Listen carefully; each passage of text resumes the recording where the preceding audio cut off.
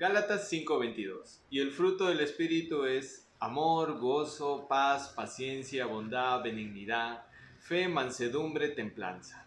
Estos son los frutos en los cuales muchos de nosotros estamos familiarizados, pero tal vez no nos hemos familiarizado en que deben darse dentro de un matrimonio, dentro de la vida conyugal.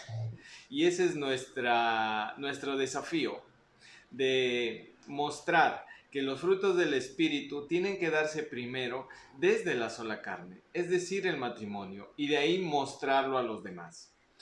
Hablamos sobre el amor, gozo, paz, paciencia, bondad, ¿no? Esos son muy importantes dentro de la sola carne y es vital que sigamos construyendo esas virtudes del Espíritu Santo dentro de nosotros. Y también de que eso depende mucho de la estación en que estamos dentro del Espíritu, porque cada fruto tiene su tiempo, tiene su temporada y nosotros tenemos que estar alerta a ese tiempo. Somos Oscar y Belén.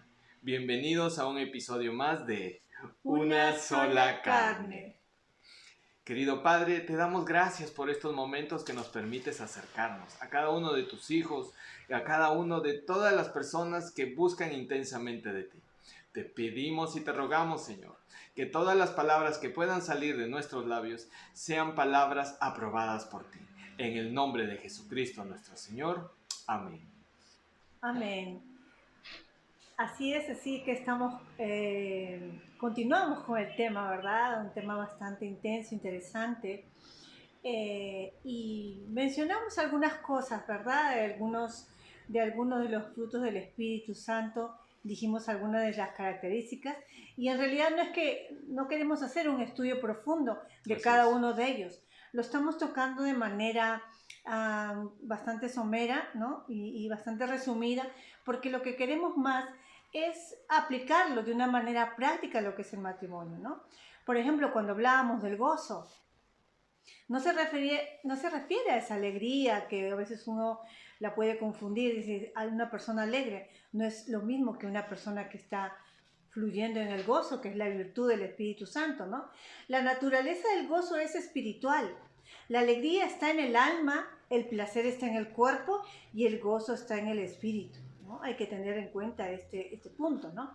El gozo está en el espíritu. ¿Qué quiere decir con eso? Que una persona que está buscando la presencia de Dios va a fluir de manera espontánea en el gozo, ¿no? Dentro del matrimonio, por ejemplo, estamos contentos cuando todo está bien, pero si falta el trabajo, si aún no tiene deudas, si a eso le sumamos que algún hijo de repente cae enfermo, ¿podremos tener ese gozo? Vamos a un poquito también a autonalizarnos, ¿no? Podremos tener ese gozo en esas circunstancias. Ahí es cuando nosotros vamos a determinar si verdaderamente fuimos en ello. A veces las personas cuando sienten que tienen el control del entorno, se sienten seguras, no hay ninguna adversidad, pues todo marcha bien, ¿no? Pero en las situaciones donde hay conflicto, donde de pronto estás un domingo preparado para irte al servicio, se te malora el auto o pasa alguna situación, entonces el escenario cambia, ¿verdad? Es ahí donde nosotros estamos expuestos a poder nosotros fluir en esta virtud, ¿no? Y esta virtud, que es el gozo, no cambia con ninguna situación. La fuente de gozo es Dios mismo y viene de una relación directa y personal con Dios, ¿no? Y no podemos decir que esto no se puede dar. Hay ejemplos, ¿no? Miren, si recordamos en el Salmo 43:4, David estaba deprimido bajo una presión en medio de la guerra, de circunstancias adversas. Ustedes se imagínense ese momento, ¿no? Así que él tomó una decisión y dijo, entraré al altar de mi Dios, al Dios de mi alegría y de mi gozo, y le alabaré con arpa, ¿no? O sea, imagínense ustedes en esa situación. Igualmente, el profeta Habacuc también dijo unas palabras, ¿no? Que están registradas. Aunque no haya nada y todo lo material lo haya perdido, no haya higuera en los campos, no hayan vides, no hayan olivos, los campos no produzcan, no hayan ovejas, no hayan vacas, nada. Imagínense lo que una persona que está cotidianamente dedicada a la labranza, que pase esto, es el fin. Sin embargo, él dice, me gozaré en el Dios de mi salvación. Ese es el gozo, ese es el verdadero gozo, ¿no? Creo que también mencionamos algo acerca de la paz. Pero hay algo también que seguir diciendo, ¿no? Sobre el gozo. Es importante que todo lo que mi esposa ha dicho, ¿no? Nosotros podamos reflejarlo en mi relación con mi esposa, en mi caso, ¿no? O sea, ¿de qué me sirve leer los salmos o saber los versos? Porque ahí muchos nosotros fallamos. Y en eso también me pongo yo, ¿no? Todos en ese aspecto nos falta. Que no mostremos solamente el gozo en la congregación, porque mayormente así lo hacemos en el trabajo. Tenemos que empezar a mostrar ese gozo dentro del hogar. Y acá los frutos es de parte y parte. O sea, yo puedo expresar ese gozo. ¿Y cómo lo expreso? Solamente sonriendo. No solamente sonriendo, como lo explicó mi amada esposa, sino que aparte de estar alegre o sonriente, la misma situación, no dejar que me venza, que cambie mi estado de ánimo. Yo reconozco que hay muchas situaciones diarias que cambian rápidamente mi estado de ánimo. O sea, obviamente todos queremos estar en una emoción o un sentimiento que sea favorable a mi esposa, ¿no? Y así cada uno de ustedes. Pero no siempre encontramos esa emoción. Siempre hay algo que pasa en el trabajo, pasa en el tránsito o alguna mala noticia de súbito que aparece por ahí. Entonces lo que nosotros tenemos que hacer es darle vuelta a esas emociones y sentimientos. Tal vez la situación no podamos cambiarla en ese momento, porque muchos de nosotros nos gustaría, pero sí podemos tener un dominio sobre la emoción y sentimiento. ¿Para qué? Para no incomodar al cónyuge.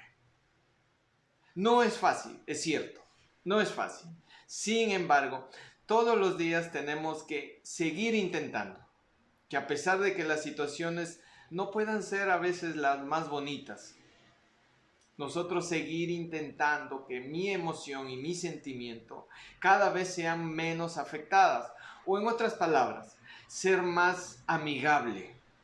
Aunque pueda haber tenido un mal día, ser más amigable con mi cónyuge, ¿no? Hacerle sentir bien, tal vez no extraordinario por la manera como uno se siente, pero no desfogar.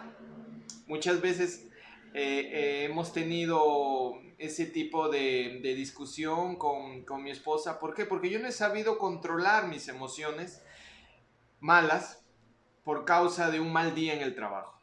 Aunque yo le decía a mi esposa, amor, yo no estoy enojado contigo, yo no estoy incómodo contigo.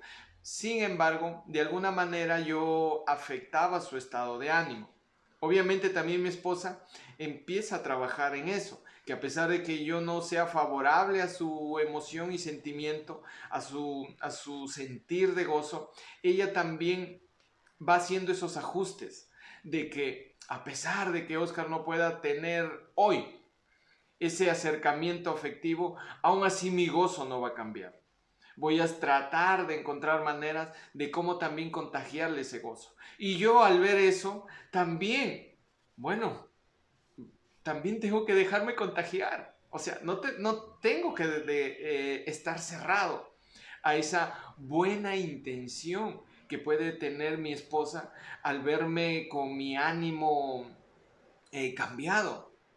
Es ahí donde yo también digo, bueno, sí, tengo que poner más de mi parte, cambiar mi ánimo, cambiar mi emoción, mi sentimiento, porque hay algo que sí podemos hacer, aunque la situación sea muy difícil.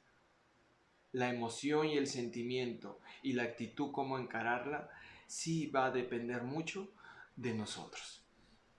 Así es, ¿no? Entonces, aquí es la colaboración de cada uno. Tenemos que nosotros cada uno poner de nuestra parte para que pues podamos tener este proceso, ¿no? De poder fluir en el fruto del Espíritu, ¿no? Cuando hablamos también de la paz, mencionamos algunas cosas y decíamos pues que no puede haber paz si no hay conflicto, ¿no? Y eso desde luego que en el matrimonio pues se da, siempre hay situaciones, hay conflictos, hay roces, ¿no? Porque no existe un matrimonio donde tal vez no hay una desavenencia, no existe, siempre hay diferentes maneras de pensar, caracteres, entonces eso va a implicar que eso esté inmerso, pero la diferencia es que poder hallar una manera de resolverlo y entrar en esa reconciliación, ¿no? La paz verdadera en la sola carne, en el matrimonio, se da cuando ambos están reconciliados después de un conflicto, ¿no? Entonces es ahí cuando se entra en esa paz, y la paz trae sanidad y te lleva a la santidad también, ¿no? La palabra paz en el hebreo es shalom, que significa totalidad, plenitud y bienestar, ¿no? También, Y sí, aquí también sería importante, amor, que pueda decir algo sobre la paz. La paz también significa, en la sola carne, en el matrimonio, también significa autoridad. No la mala manera que tenemos de entender autoridad. O sea, decirle yo a Belén, ya, cálmate. No, a eso no se refiere. La autoridad también se refiere mucho a que nosotros siempre vamos a tener una respuesta, una solución a cualquier inicio de discusión entre los cónyuges. La autoridad se representa a través de la eficacia, la eficiencia que uno tiene para gestionar y resolver los problemas. No es decir, muévete aquí y vete allá y tráeme esto, o decir lo mal que hizo las cosas el cónyuge. No, no solamente es eso, sino plantear soluciones, tener respuestas claras, sinceras, acorde, ¿no?, al estándar de la justicia de Dios. Entonces, esa autoridad se refleja con mayor envergadura cuando viene una situación difícil, donde las ideas fluyen. ¿Por qué? Por haber estado en contacto con la palabra de Dios, por haber estado en contacto en su presencia, a tener esa respuesta que verdaderamente ayuda a la solución de esos conflictos. Obviamente hay conflictos y hay conflictos, ¿no? O sea, hay cosas que toma un poco más de tiempo solucionar, pero es importante, ¿no? Siempre poder tener esa capacidad intelectual, esa capacidad de sabiduría de parte de Dios en nosotros, para poder ver todo el panorama completo de la situación dramática tal vez que uno está atravesando, y encontrar respuestas, soluciones. Y si no las tienes, encontrar la ayuda también. Buscar ayuda, o sea, no quedarte ahí solamente y ya, pues ya no puedo hacer más, sino buscar ayuda de personas adecuadas, personas respetables, personas responsables o personas que hayan pasado por lo mismo. Y cuántas veces, ¿no? Hacerlo. Las veces que sea necesario hasta que puedas ver un cambio. Recordemos, paz también significa autoridad. Y la autoridad se refleja por tu capacidad de administrar los problemas, tu capacidad de gestionar las soluciones, tu capacidad de dar, ¿no?, una propuesta que en verdad pueda facilitar un perdón, una reconciliación dentro del matrimonio. es verdad, ¿no? Y también cuando hablamos de paciencia, algo que a veces muchos dicen, ay, paciencia, tener paciencia, se nos paran los pelos de punta, ¿verdad? Porque a veces decimos, ya no, la paciencia se me agota, siempre infringe en lo mismo, siempre falla en lo mismo. Entonces, hay dos aspectos importantes. Uno es la firmeza para resistir el problema, ¿no? Y otro la lentitud para la venganza, porque a veces como que quieren hacer en nosotros eso, ¿no? El hecho de que nosotros tenemos que descobrar ese error y que haya ese sentido de venganza en nosotros. Es necesaria la tribulación, ¿no? Porque ya eso nos permite trabajar en nuestro carácter. Todos necesitamos trabajar en ello. Ese proceso es continuo. Se va desarrollando en nosotros para obtener ese carácter de Cristo, ¿no? Entonces, definitivamente, pues, tenemos que ejercitarlo en cada situación, en cada circunstancia que la vida nos presente, y en el matrimonio mucho más. Tenemos que tener paciencia, porque a la medida que van a ser pacientes con nosotros, también nosotros tenemos que hacerlo, ¿verdad, Claro. mi amor? Que tengo mucha paciencia. Ah, sí, sí, sí. O sea, y acá es importante, ¿no? También, la paciencia va de la mano con la paz. Así como cuando estamos estableciendo soluciones, estamos estableciendo las maneras de solucionar X conflicto, ¿no?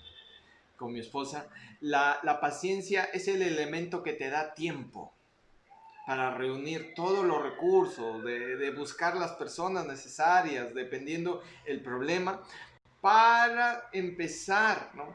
Un proceso de que solucione la situación que uno está pasando. La paciencia no es simplemente que tú aguantas sin un objetivo. La paciencia sin objetivo es una tontería. Uno aguanta, uno soporta. ¿Por qué? Porque estoy haciendo tiempo, porque estoy buscando respuestas, porque estoy indagando en Dios, en personas adecuadas, en personas de respeto, para que este problema ya no siga sucediendo. No aguantemos en balde, no aguantemos porque simplemente queremos ser buenos. Claro, No, iría con propósito, ¿no? tiene que ser un aguante con propósito. La paciencia es aguantar con propósito, no el propósito.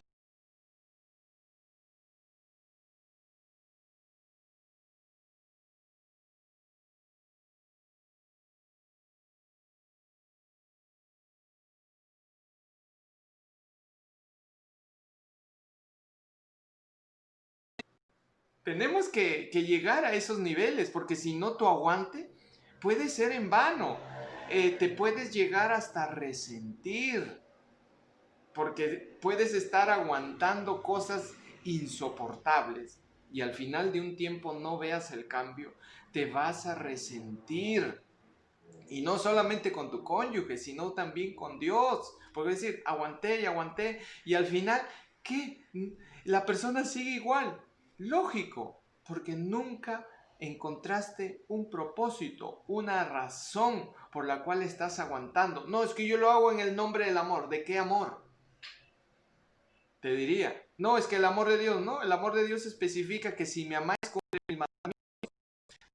Si los mismos mandamientos son las instrucciones en las cuales nosotros somos guiados a hacer una cosa u otra, porque el Padre nos ha contado, nos ha comunicado, ha tenido la gentileza de compartirlo. Uno dice, no, es que Dios me dijo, sí, pero Dios te dijo y te compartió todo el plan. Te dijo paso a paso cómo hacerlo. ¿Por qué? Porque así funcionamos dentro de la sola carne. Así funcionamos en el matrimonio. Y yo cuando le digo a Belén, haz algo, ella me dice, ah, ya sí, pues como Dios, ¿no? Ok, lo hago. No, ella va a preguntar, ¿y por qué? ¿Y cuándo? ¿En qué nos ayuda? Entonces yo tengo que comunicarle, mira, para esto y aquello. Así mismo es nuestro Padre. Y con eso no le estamos quitando autoridad a Dios. A veces lo hemos puesto como alguien, un ser autoritario. Como que te dice algo, pero es ilegal preguntarle el por qué. Nosotros no vamos a preguntar un por qué para cuestionar. Nosotros vamos a preguntar un por qué para entender y ser más eficientes en lo que dice.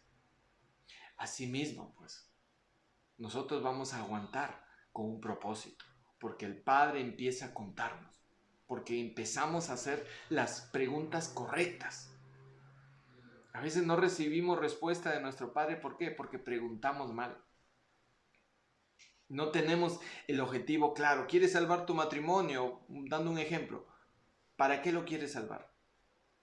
Tienes que ser claro, o sea, tampoco tienes que decir, ah, no, es que tengo que buscarle un objetivo congregacional, tengo que buscarle un objetivo en Dios para que mi razón de salvar mi matrimonio valga la pena. No, lo que tú tienes es que ser claro contigo mismo y con Dios. ¿Por qué quieres salvar tu matrimonio? ¿Porque quieres ser amado? Yo no lo veo mal.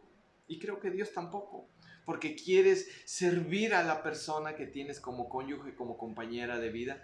Yo no lo veo mal. No nos, no, seamos sinceros y honestos. Seamos claros en el propósito. Unos pueden decir, bueno, es que si no tiene un propósito en Dios, y muchos dicen propósito en Dios es que está viviendo. No hay mayor servicio en el que se puede dar que el que empiece en el hogar. Es desde ahí donde empieza el servicio, no desde la congregación, no desde el lugar de reunión. La esposa tiene que estar bien atendida o el esposo tiene que estar bien atendido, viceversa. Si nosotros no tenemos eso, ¿cómo queremos seguir sirviendo afuera? Eso sería algo hipócrita de nuestra parte. O sea, no me dan la oportunidad en la congregación, pero tú le has pedido la oportunidad a tu cónyuge de servirle. ¿Por qué el servir a tu cónyuge resulta en una categoría más baja, una categoría baja con relación a servir dentro de una congregación? No, el servicio, ¿no? Se enaltece primero desde el hogar y se siente cuando se hace efectivamente en la congregación. Así es. Entonces también cuando hablamos de fruto de la benignidad, podríamos preguntarnos cuál es la naturaleza esencial de la benignidad. Yo creo que se puede decir de la siguiente manera: la benignidad es tratar a los demás como nos gustaría que nos traten. Fácil de comprender, pero difícil de aplicar. Pero ahora sí lo transformo. La pregunta sería: ¿cómo te gustaría que tu esposo te trate? ¿Cómo te gustaría que tu esposa te trate? La benignidad es tratar a otros como quieres que te traten a ti.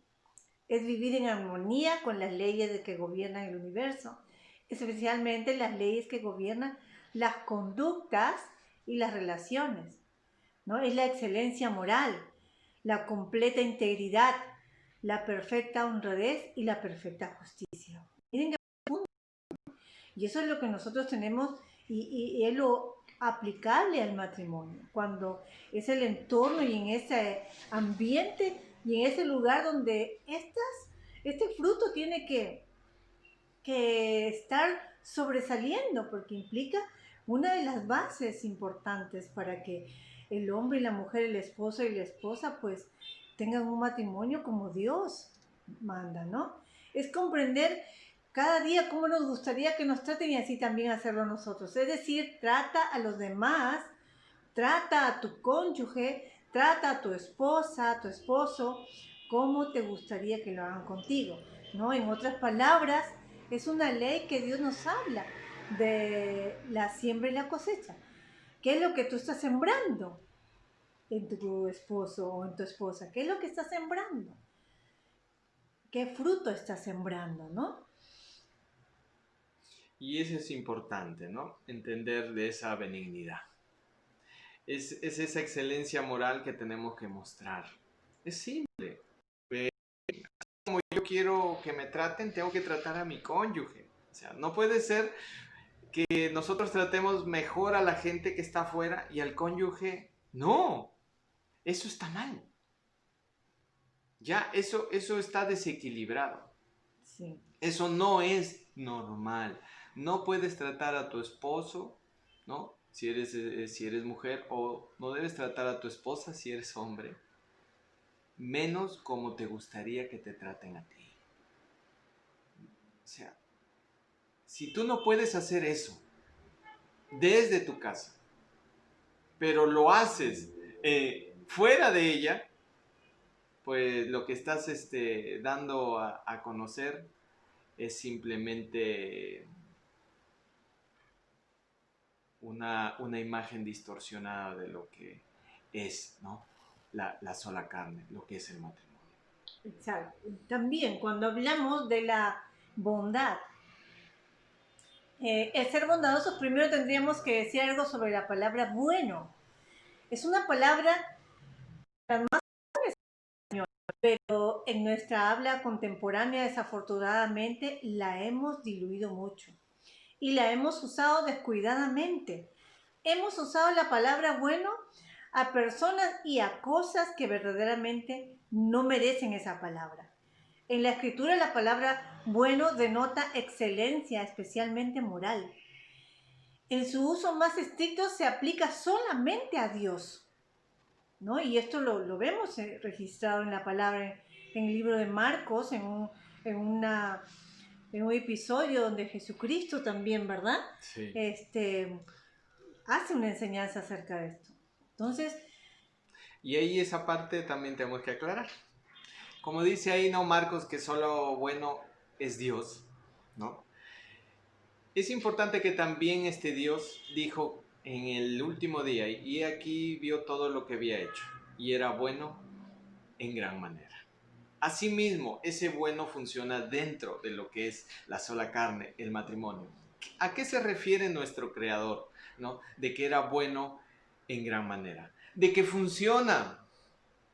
Nosotros solamente hemos ido al carácter moral, a la especificación si está dentro o no de los parámetros de lo aceptable en una sociedad. También incluye de que lo que estás haciendo funcione, sirva para tu cónyuge. Cuando algo funciona, cuando algo sirve, cuando algo es aceptado y copiado por tu cónyuge, es bueno. así es. Despojemos, ¿no? ¿Qué se podría decir? Esa exagerada manera que tenemos. No, es que tú no puedes llamarme bueno. Cuando no entendemos las etimologías, las palabras raíces, pues vemos como que sí, pues bueno, no soy tanto.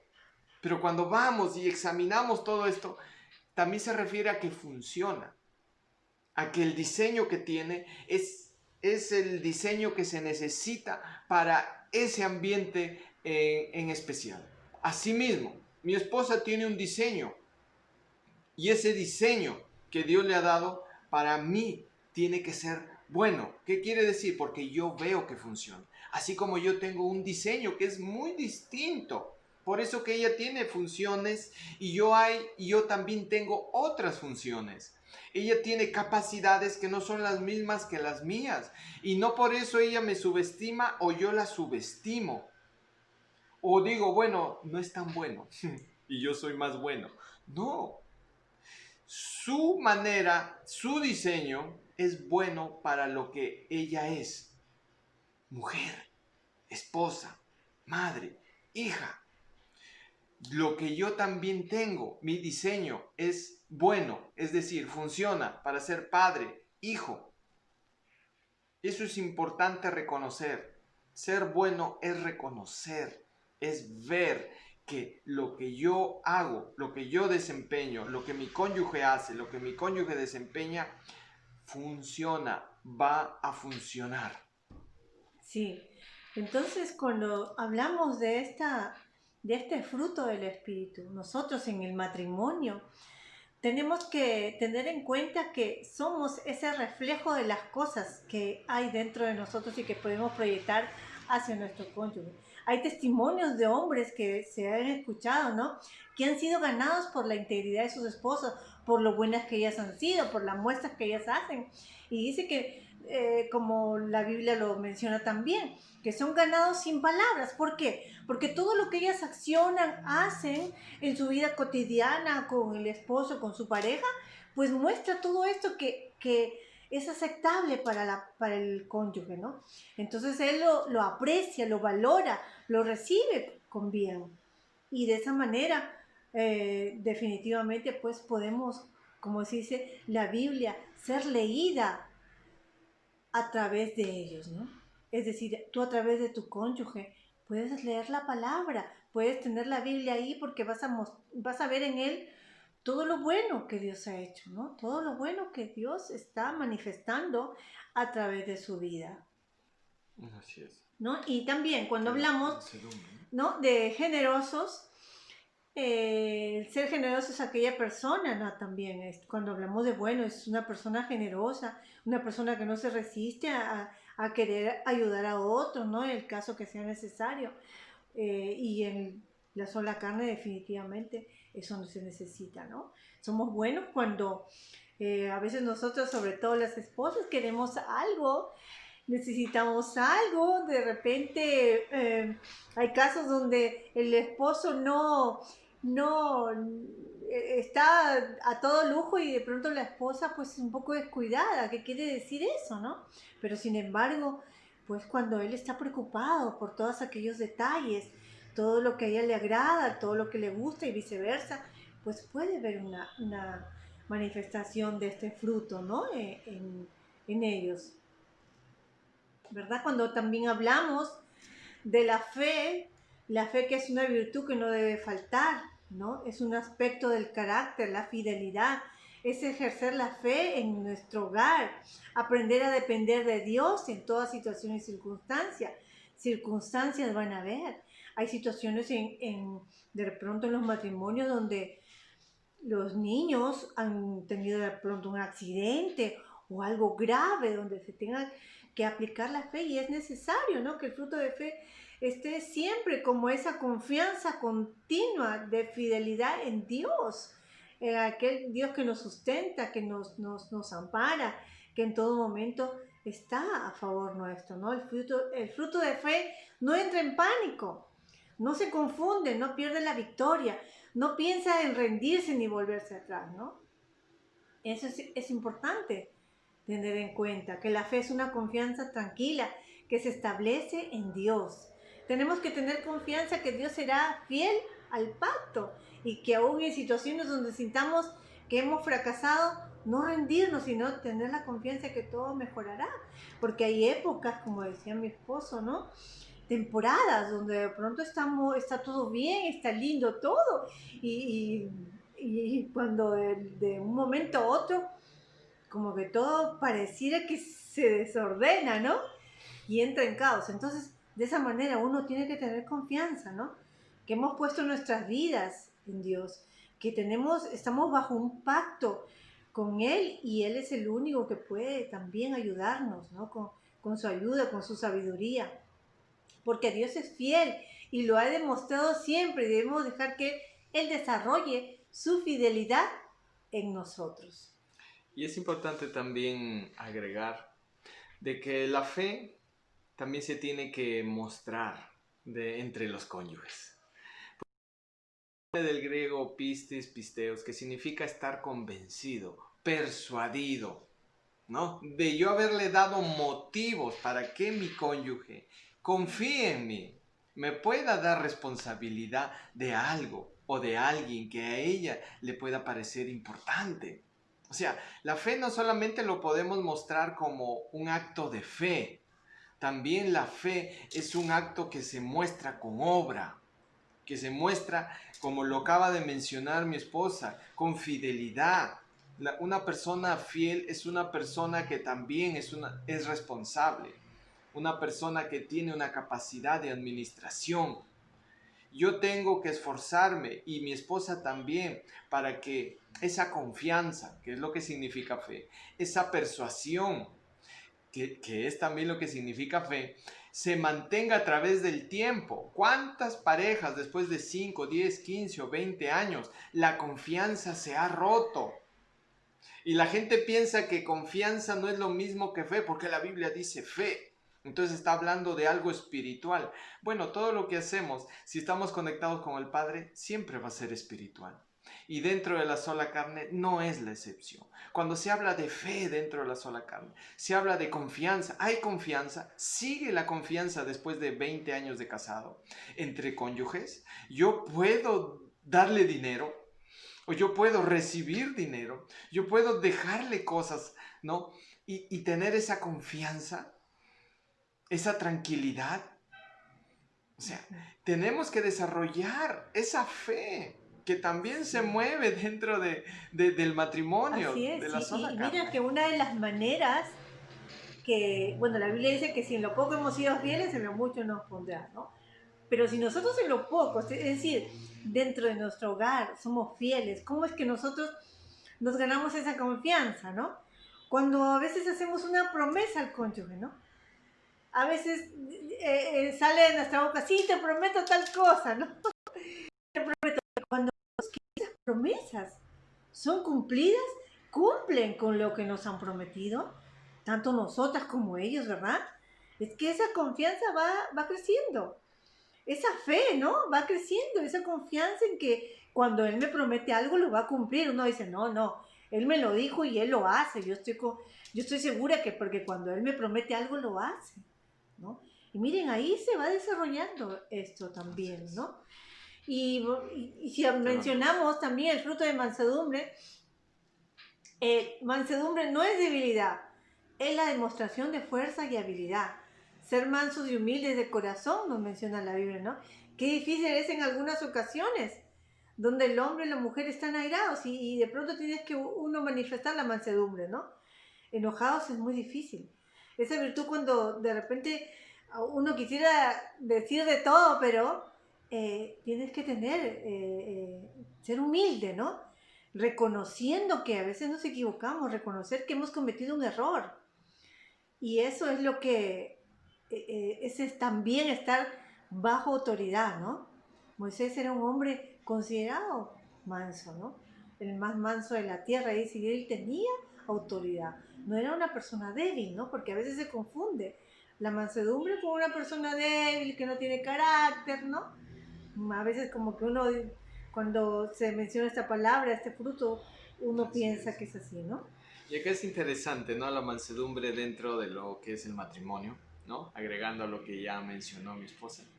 Es la gentileza, es la amabilidad que nosotros tenemos que mostrar a diario, que no siempre sucede, pero ahora que sabemos que esa mansedumbre es ser gentil, ser amable, ser agradable con tu cónyuge, que a pesar de que tú quieras decirle tres, cuatro cosas por una situación a veces no muy poco clara, ¿no? Nosotros comenzamos a tener ese trato especial, ¿no? Para no herir, para no seguir escarbando en el problema, en la dificultad. Y esto va de la mano mucho con el último, ¿no? Que viene a ser la templanza. La templanza, en otras palabras, es el dominio propio, que va de la mano con la mansedumbre, con esa gentileza, con esa amabilidad, en el cual podemos tener control de emoción y sentimiento, control sobre la voluntad y el intelecto. Esas tan vitales dentro de un matrimonio. Es importante la templanza, es decir, el dominio propio dentro de una discusión, para no decir palabras que después te arrepientas toda la vida. Y dentro del matrimonio eso es muy frecuente, donde uno se pasa diciendo cosas que lo dijo en su cólera, lo dijo en su ira, pero que después te pasa el enojo, te lamentas. ¿Por qué? Porque heriste a tu cónyuge. La templanza se ejercita.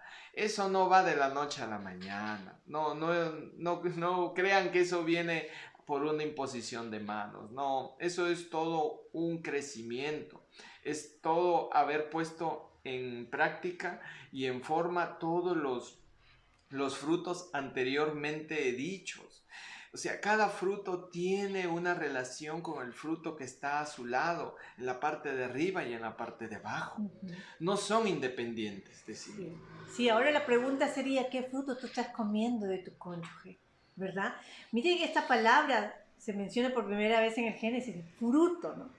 ¿Cuál es el fruto deseable que tú tienes y que tú estás mostrando? Cuando una planta no produce fruto es porque hay esterilidad, ¿no? Nadie se acerca a un árbol sin fruto, ¿no? Entonces, ahora, la tierra es nuestro corazón. Y a veces hay cosas que no están bien en nuestro corazón, por eso no hay una fructificación. Esa tierra no está condicionada para dar ese fruto, ¿no? Y hay cosas que habla la Biblia, dice que del corazón salen los malos pensamientos, los hurtos, las fornicaciones, los adulterios, todo eso sale del corazón. ¿Qué hay en tu corazón para que esté impidiendo que ese fruto pueda producirse en ti? Tenemos que analizarnos cada día. Tenemos que ver cuál es el problema que nuestro corazón, nuestra tierra, está teniendo para no poder generar los frutos que están diseñados para que nosotros caminemos. El gozo, el amor, la paz, la fe, la templanza, la mansedumbre, la bondad. Todo ello es necesario tenerlos, mucho más en la sola carne, mucho más en este diseño que Dios nos ha dado. Así que con esa reflexión yo te dejo para que podamos seguir indagando en qué es lo que hay en nuestra tierra, ¿no? Y que nosotros podamos abonarla con la palabra, con la oración, con esa búsqueda, para que esa tierra sea fructífera. Padre, yo te doy gracias en este momento, en esta tarde, porque tu Espíritu Santo nos muestra, nos revela aquellas cosas que están siendo un estorbo, aquellas cosas que están impidiendo y que están trayendo esterilidad a nuestro corazón para no dar ese fruto que nuestra pareja, nuestro cónyuge necesita recibir de nosotros. Que podamos fluir, fructificar y dar fruto al 100 por 1. Cada matrimonio, cada vida, cada esposo, cada esposa pueda darlo, para que de esa manera puedan también sus hijos recibir ese fruto agradable de parte del Espíritu de Dios.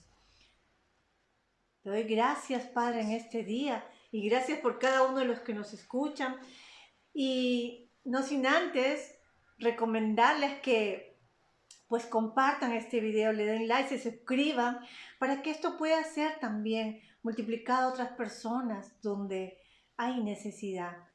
Hoy más que nunca hay mucha necesidad en los matrimonios. Así es que bendice a alguien, bendice a una persona compartiéndole estos temas. Así es. Damos gracias, Señor, y a ustedes, a cada uno de los que nos escuchan, que siempre están con nosotros acompañándonos. Hasta la próxima y que Dios les bendiga. Adiós. Se grabó bien.